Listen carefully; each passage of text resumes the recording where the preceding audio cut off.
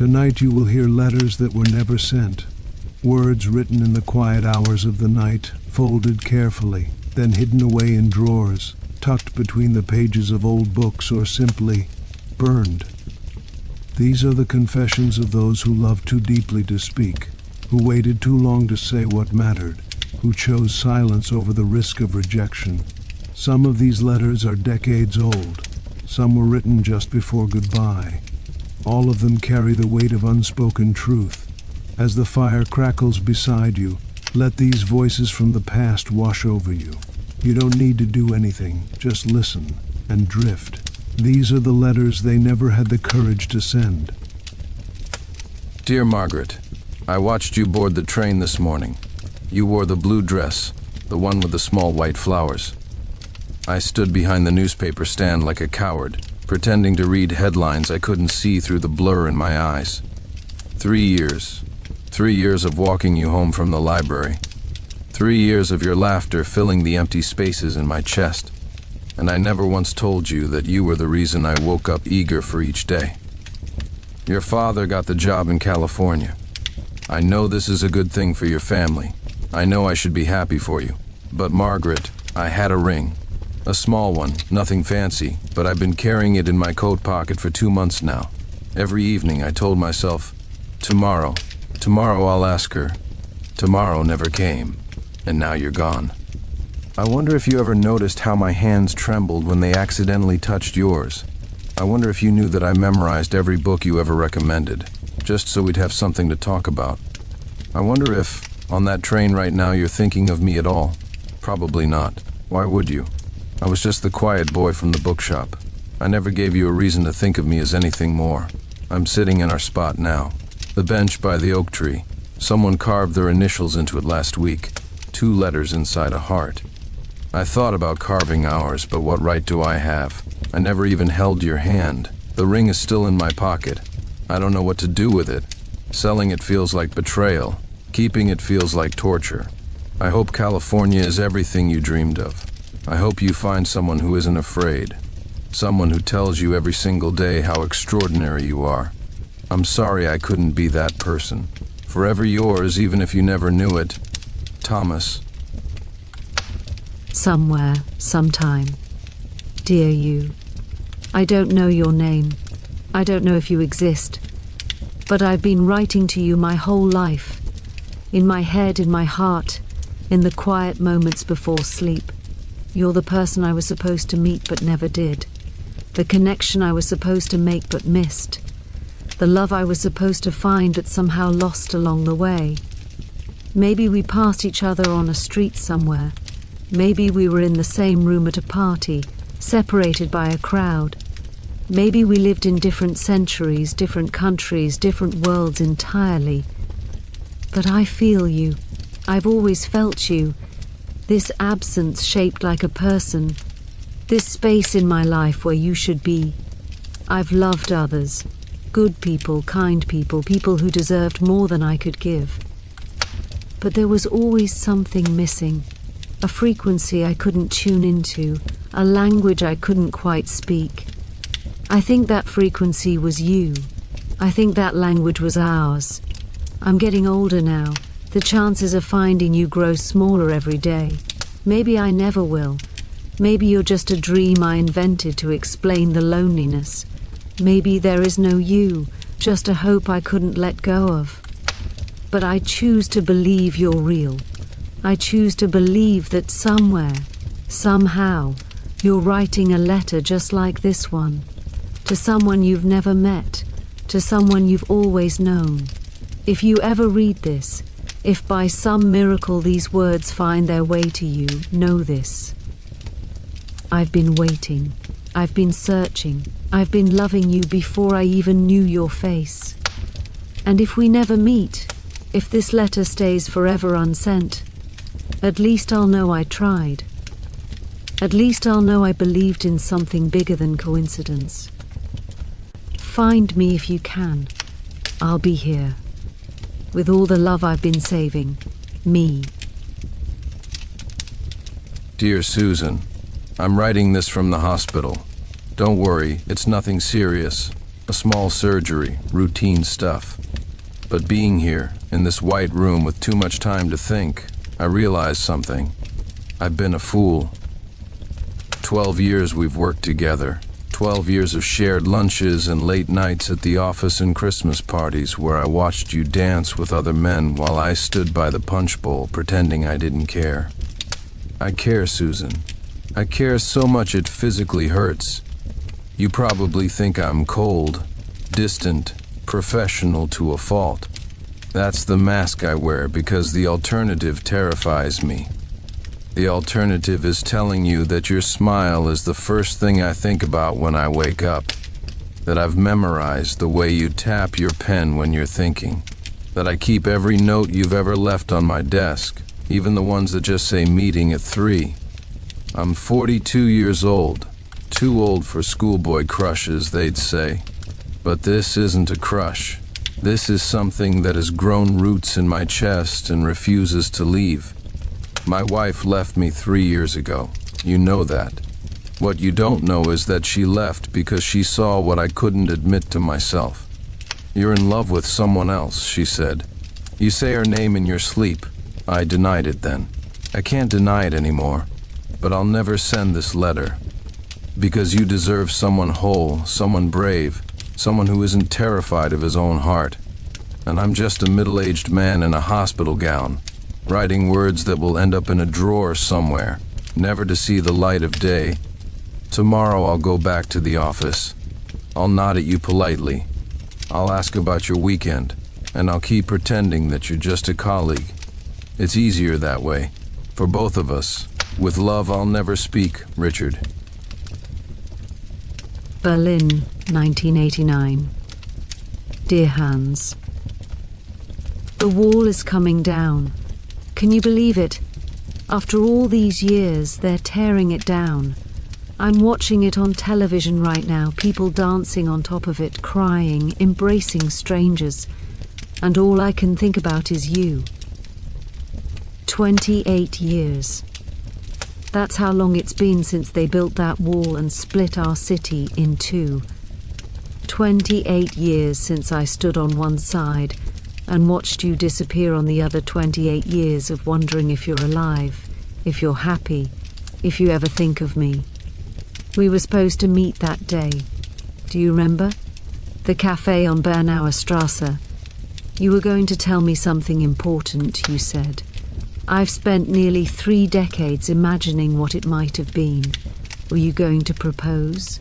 Were you going to say goodbye? Were you going to tell me you loved me finally after all those months of dancing around it? I'll never know. By the time I reached the cafe, the soldiers were already there. The wire was going up. And you were on the wrong side of history. I tried to find you. For years I tried. Letters that were never delivered. Messages through friends of friends, nothing. It was like you vanished into thin air. I married eventually, a kind man named Werner. He passed away last spring. We had a good life, a quiet life. But he always knew, I think, that part of me was still standing at that cafe, waiting for a boy who never came. Tomorrow, I'm going to cross to the east side. For the first time in 28 years, I'm going to walk the streets we used to walk. I'm going to look for you. I don't know what I'll find. Maybe you're gone. Maybe you've forgotten. Maybe you're standing on the other side right now, thinking of me too. But I have to try. After all this time, I have to try. Wait for me, Hans. If you're still there, wait for me. With hope I thought I'd lost. Margaretha. Boston, 1987. Hey Jenny, this is stupid. I'm a grown man writing a letter I'll never send.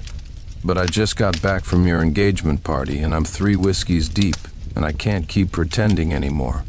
I've loved you since the 8th grade. Remember when Tommy Morrison pushed you into the mud during recess? I punched him so hard I broke my own thumb. Worth it. The way you looked at me after, like I was some kind of hero. I've been chasing that look ever since. We grew up. You dated other guys. I dated other girls. But every relationship I've ever had has failed for the same reason. They weren't you. I thought I had time. I thought eventually you'd see me, really see me. Not as your buddy, not as your friend who's always there, but as someone who could make you happy. And then you met David. He's a good guy. I hate that he's a good guy. It would be so much easier if he was a jerk. But he's not. He loves you. He'll take care of you. He'll give you the life you deserve. I just wish it was me. I'm not going to do anything dramatic. I'm not going to object at the wedding or confess my feelings at some inappropriate moment. That's not fair to you. You've made your choice, and I respect it. But I needed to write this down. I needed to put it somewhere outside my own head, even if it's just a piece of paper that'll end up in the trash tomorrow morning when I'm sober and embarrassed. You're my best friend, Jenny. You always will be. And I'll stand at your wedding with a smile on my face, and I'll dance with your bridesmaids, and I'll give a toast about how lucky David is. And I'll mean every word. I just won't mention that I'm dying inside. Take care of yourself, okay? Love always, Mike. Montreal, 1982. Dear Sophie, I'm writing this letter to my best friend who I've been lying to for 12 years. You asked me once why I never dated anyone seriously. I laughed and said I was too picky, too focused on my career, too independent. You believed me because you trust me, because you've always trusted me. The truth is, I've been in love with you since we were 17. I remember the exact moment. We were at the lake that summer before senior year. You came out of the water and the sun was behind you, and you were laughing at something I'd said, and I thought, oh no, this is going to be a problem. It's been a problem ever since. I've watched you fall in love with others. I've listened to you talk about your boyfriends, your heartbreaks, your dreams of finding the one. I've given you advice, held you when you cried, celebrated when you were happy. And the whole time I've been screaming inside. I can't tell you. You know that, right? This isn't the kind of thing you can just say. Hey, Sophie, I know we've been best friends forever, but actually, I'm in love with you and have been for over a decade. That's not a conversation. That's a grenade. And what if you didn't feel the same? What if it disgusted you? What if I lost you entirely? I'd rather have you as a friend than not have you at all, even if it means watching you love everyone except me. So I'll keep pretending. I'll keep being your best friend, your confidant, your person. I'll keep burying this feeling so deep that sometimes I almost convince myself it's not there. Almost. I love you, Sophie. Not the way you think, not the way I'm allowed to. But I love you. Always, Marie. San Francisco, 1995. Dear Mom, I know you're gone. I know you can't read this. But I never got to say goodbye. And there are things I need to tell you, even if it's just to empty air. I'm sorry I wasn't there. I'm sorry I was on a plane somewhere over the Atlantic while you took your last breath. I'm sorry the last thing I said to you was I'll call you next week, and then I didn't, because I was busy, because I was always busy, because I thought we had more time. We never have more time. That's the cruelest joke of all. I'm sorry for the years I wasted being angry. Angry about the divorce, angry about moving, angry about all the small things that seemed so important then and mean nothing now. I spent so much energy being mad at you when I should have been loving you. You tried so hard. I see that now. Single mother, 2 jobs, never complaining. You gave up everything so I could have opportunities. And how did I repay you?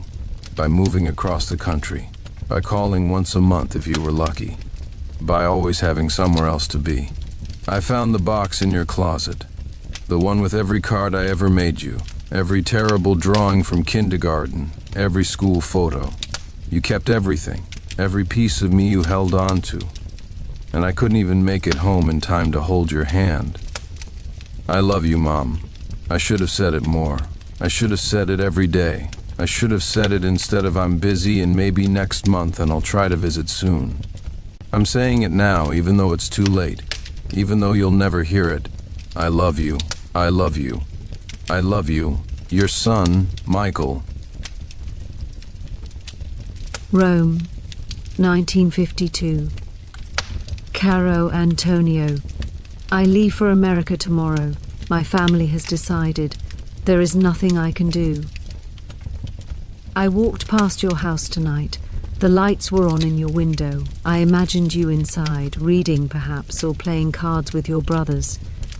I stood there for an hour, hoping you might look out, hoping for one last glimpse of your face. You didn't, and I couldn't bring myself to knock. What would I have said? That I love you? You know that already. That I don't want to go? That changes nothing. That I'll wait for you? We both know that's a promise I cannot keep. America is so far away, a different world. My father says I'll forget. He says I'll meet someone new, someone with prospects, someone who can give me a better life than a baker's son in a small Italian village. He doesn't understand. He's never understood. You are not just a baker's son to me. You are the boy who brought me flowers stolen from Signora Benedetti's garden. You are the man who danced with me at the festival until my feet ached and my heart soared. You are every dream I've ever had, wrapped in flower-dusted hands and a smile that could light up the darkest night. I don't want a better life. I want you. But I am a daughter, and daughters obey. I am a woman, and women sacrifice. I am Italian, and Italians understand that love is not always enough. I will board that ship tomorrow. I will watch the shore disappear. I will start a new life in a new country with a new language and new people who will never know that I left my heart behind in Rome. Think of me sometimes, Antonio. When you smell bread baking, when you hear our song, when the sun sets over the city and paints everything gold. I will think of you always. Con tutto il mio amore, Lucia. Manchester, 1971. Dear Elizabeth, I'm sitting in the pub where we had our first date. They've changed the wallpaper, but the booth is the same. I can still see you sitting across from me, nervous and beautiful, spilling your drink because I made you laugh too hard. That was 23 years ago. We've been married for 21. I know things haven't been easy lately. The factory closing, the bills piling up, the arguments that seem to come from nowhere and leave us both exhausted. I see the disappointment in your eyes sometimes, and it kills me, Elizabeth. It absolutely kills me. I wanted to give you the world. When we stood at that altar, I made promises. A good life, a comfortable home, happiness. And I've failed you in so many ways. But here's what I've never told you, what I've never had the courage to say out loud. You are still the most beautiful woman I've ever seen. When you walk into a room, I still feel that flutter in my chest, the same one I felt in this pub 23 years ago. When you laugh, really laugh, the world makes sense. When you're sad, I would tear down mountains to make it right. I know I'm not good with words. I know I show love through fixing things and working overtime and falling asleep on the couch because I'm too tired to climb the stairs. I know that's not enough. I know you need to hear it. So here it is, even if I'm too much of a coward to say it to your face. I love you, Elizabeth. More than the day I married you. More than I thought it was possible to love another person. You are my home. You are my reason. You are everything. I'm sorry I don't say it enough. I'm sorry I let the weight of the world make me forget what matters. You matter. Only you. Always you. Your husband who loves you more than words can say. William. New Orleans, 1959. Dear Robert, I'm getting married tomorrow to someone else. I need you to know it's not because I don't love you. God help me, I love you so much it feels like drowning. But love isn't enough, is it? Not in this world. Not for people like us. You're white. I'm not. In another time, another place, maybe that wouldn't matter. But this is Louisiana in 1959, and it matters more than anything. I've seen what happens to couples like us. The stares, the whispers, the violence that lurks beneath polite smiles. I've seen families torn apart, lives destroyed, all for the crime of loving the wrong person. I can't do that to you. I can't watch them break you because of me. I can't bring children into a world that would hate them for existing. So I'm marrying Samuel. He's a good man. He'll be a good husband. He'll give me a life that's safe, if not happy. And I'll learn to love him in time. A quieter love. A smaller love. A love that doesn't burn. But you, Robert, you were the fire. You were the first person who looked at me and saw me, not my skin, not my place in their world, just me. You were the first person who made me believe I deserved more. I'll carry that with me forever, even as I walk down the aisle tomorrow, even as I say vows to another man, even as I build a life that doesn't include you. Part of me will always be yours. The best part, probably. I hope you find someone who can love you freely, someone who doesn't have to hide, someone who can give you everything I couldn't. You deserve that. You deserve the world. Goodbye, my love. Forever in my heart, Clara. Seattle, 2003. Hey Sarah, I'm cleaning out my apartment, moving to Portland next week. Fresh start and all that. I found the photo. You know the one. Halloween 1998. You were a vampire, I was a werewolf. We thought we were so clever, the monster couple. Your mid-laugh in the picture, your fake fangs falling out, and I'm looking at you like you're the only person in the room. Because you were, you always were. I've been trying to figure out where it went wrong. Was it the job I took that kept me traveling? Was it the fight about kids, the one we never really resolved? Was it 1,000 small moments of choosing something else over you? Probably all of it.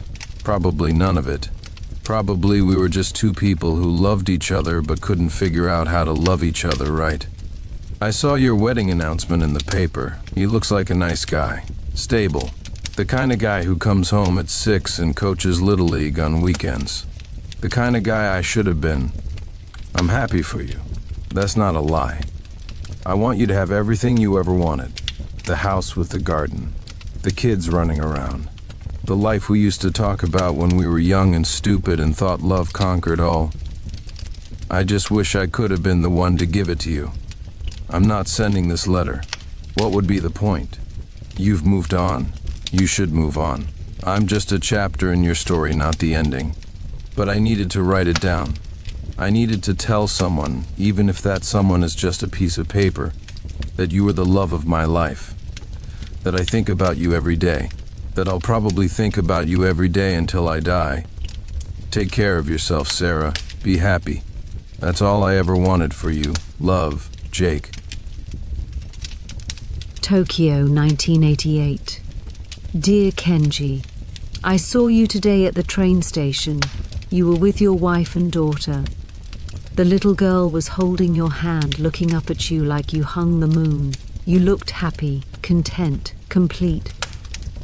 I stepped behind a pillar so you wouldn't see me. It's been 7 years since that summer. 7 years since we met at the university library, both reaching for the same book. 7 years since you smiled at me and my heart forgot how to beat properly. We had 3 months. 3 perfect months of stolen glances and secret meetings and dreams we whispered in the dark. You were going to tell your family about us. You were going to break off the arranged engagement. We were going to be together. And then your father got sick. And duty called. And I understood, Kenji. I truly did. Family honor, responsibility. The weight of expectations you'd carried your entire life. I told you to go, I told you to marry her. I told you I'd be fine. I lied. I've dated others since. Nice men. Good men. Men who would have made me happy if my heart wasn't already occupied. But every relationship ends the same way, with them realizing they'll never have all of me because part of me will always belong to you. I don't regret loving you. I don't regret those 3 months. They were the most alive I've ever felt. But sometimes, like today, when I see you with your family, I wonder what our daughter would have looked like. I wonder what kind of father you would have been to our children. I wonder about the life we'll never have. I hope she makes you happy. I hope you never think of me. That's a lie too. I hope you think of me sometimes. I hope in quiet moments you remember that summer and smile, with love that never faded. Yuki. Philadelphia, 1968. Dear son, you're 3 years old today. You don't know me. You never will. Your mother made the right choice. I want you to know that. I was young, stupid, not ready to be anyone's father. I would have ruined both your lives. She saw that even when I couldn't. I watched you today, from across the street like some kind of stalker. You were playing in the yard with your new dad. He pushed you on the swing, and you laughed so hard I could hear it from where I stood. He's a good man. He'll raise you right. I wanted to cross that street so badly. I wanted to scoop you up and tell you I'm sorry. I'm sorry I wasn't brave enough. I'm sorry I wasn't ready. I'm sorry I let fear make my decisions. But what good would that do? You have a family, a real family, a father who tucks you in at night and teaches you to throw a ball and will be there for every birthday, every scraped knee, every moment that matters. I'm just the ghost who gave you half your DNA. I'm just the mistake your mother was wise enough to walk away from. I hope you grow up happy. I hope you never feel abandoned, because you weren't. You were loved so much that I let you go. That's the hardest thing I've ever done, letting you have a better life than I could give you. Maybe someday when you're older you'll find this letter. Maybe you'll understand. Maybe you'll hate me. I deserve that. But know this, not a day goes by that I don't think of you. Not a day goes by that I don't wonder who you're becoming. Not a day goes by that I don't love you, even from this distance, even in this silence. Happy birthday, son. Your father, whoever that means, James. Dublin, 1943. My dearest Patrick. The telegram came this morning. Missing in action, it said. 3 words that have shattered my entire world. I refuse to believe it. I refuse to accept that you're gone. You promised me, Patrick. You promised you'd come home. You promised we'd have that cottage by the sea, the one we always talked about. You promised me children with your eyes and my stubbornness. You can't break a promise. Not you, not my Patrick. I'm writing this letter because I need to believe you're still out there somewhere. Maybe you're lost. Maybe you're hurt. Maybe you're making your way back to me right now, thinking of my face, my voice, the way I laugh at your terrible jokes. I never told you this, but I kept every letter you sent, all 43 of them. I read them every night before I sleep. Your handwriting has become more familiar to me than my own. I trace the words with my fingers and pretend you're here, whispering them in my ear. Wait for me, you wrote in the last one. No matter how long it takes, wait for me. I will, Patrick. I'll wait forever if I have to. But please, please come home. I can't do this life without you. I don't want to do this life without you. Every dream I have, you're in it. Every future I imagine, you're beside me. They say I should prepare myself. They say I should accept the possibility. But how can I accept a world without you in it? How can I breathe in a world where you don't exist? I love you. I've loved you since I was 16 years old, and you pulled my braid in church, and I slapped you so hard your cheek was red for an hour. I've loved you through every moment since. Come back to me, please. Forever waiting, Siobhan. Sydney, 1974. Dear Grace, I'm dying. The doctors gave me 6 months, maybe less. I thought you should know, even though we haven't spoken in 15 years. I'm not writing this for sympathy. I'm writing because dying has a way of clarifying things. All the noise falls away, and you're left with what matters. And what matters, Grace, is that I never apologized. I was cruel to you. When you told me about the baby, about losing the baby, I said things no husband should ever say. I blamed you. I made you feel like it was your fault. I watched you crumble, and instead of holding you together, I walked away. I was grieving too. That's not an excuse, just an explanation. I didn't know how to handle the pain, so I turned it into anger, and I aimed it at the person I loved most. The person who was hurting just as much as I was. You deserved better. You deserved a husband who held you while you cried. You deserved someone who shared the burden instead of adding to it. You deserved everything I was too broken to give. I heard you remarried. I heard you have children now. I'm glad, Grace, truly. You were meant to be a mother. You had so much love to give. I never remarried. Never even came close. How could I when I knew what I'd thrown away? Every woman I met I compared to you. They never stood a chance. I don't expect forgiveness. I don't deserve it. I just needed you to know that I'm sorry. That I've been sorry every day for 15 years. That if I could go back and be the man you needed, I would give anything. Everything. I loved you, Grace. I loved you badly, but I loved you completely. Thank you for the good years. I'm sorry for the rest. Goodbye, Edward. Vienna, 1923. Dearest Friedrich, the concert was magnificent tonight. You played Chopin as if the notes were written specifically for your hands. I sat in the third row, close enough to see your eyes close during the nocturne, close enough to watch your fingers dance across the keys like they were making love to the music. I wonder if you saw me. I wonder if you ever see me. We've spoken perhaps a dozen times, brief exchanges at intermissions, polite conversations about composers and technique. You called me talented once after my own small performance. I floated for weeks on that single word. But you are Friedrich Bergmann, the prodigy, the genius, and I am merely Anna, the girl who plays adequately and dreams impossibly. My mother wants me to marry Herr Kaufmann. He's wealthy, respectable, boring beyond measure. He talks about investments and property, and never once asks about my music.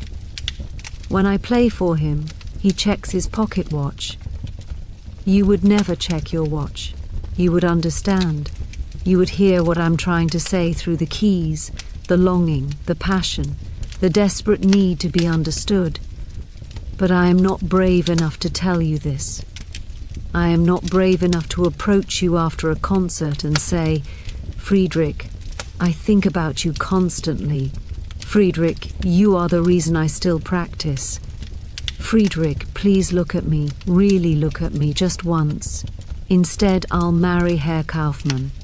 I'll have children who will learn piano because it's proper, not because it sets their souls on fire. I'll grow old in a comfortable house, surrounded by comfortable things, and I'll wonder, always wonder, what might have been.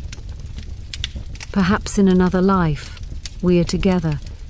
Perhaps in another life I am brave, with all my unspoken heart. Anna. Paris, 1969. Mon cher Daniel, you left your scarf at my apartment. The green one, with the small hole near the fringe. I've been sleeping with it every night. It still smells like you. I know why you stopped coming.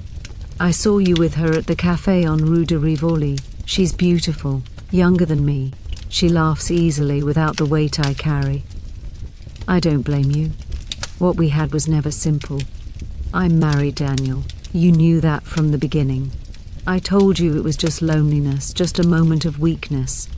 I lied. To you, to myself, to everyone. Pierre is a good man. He doesn't deserve a wife who dreams of another. But I can't stop. Every time he touches me, I close my eyes and pretend. Every time he says he loves me, I feel like a thief, stealing affection I haven't earned. You asked me once to leave him. Do you remember? We were lying in your tiny bed, the rain hammering against the window, and you said, "Come with me. We'll go somewhere no one knows us. We'll start over." I said no. I said I couldn't. I said 1,000 things that meant nothing because the truth was too terrifying to speak. The truth is I wanted to say yes. The truth is I've regretted that no every single day since. The truth is I'm a coward dressed in excuses. I won't send this letter. I'll fold it carefully and hide it with the others, in the box beneath my bed where I keep all the things I can't say out loud. But I need you to know, even if you never read these words, you were not a mistake. You were the most real thing that ever happened to me. I'm sorry I wasn't brave enough to choose you. Toujours, Elise.